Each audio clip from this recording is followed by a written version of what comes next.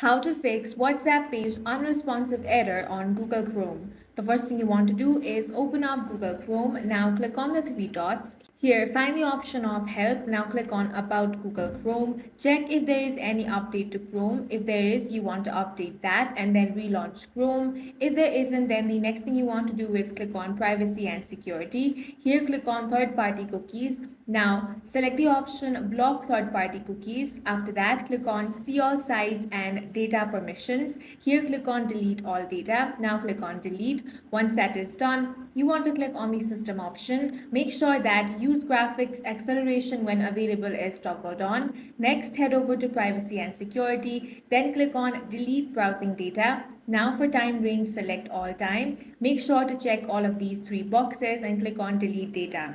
Once that is done, relaunch Chrome, then head over to web.whatsapp.com and now your issue will be fixed. If you found it useful, make sure to hit the like button and subscribe for more videos like this.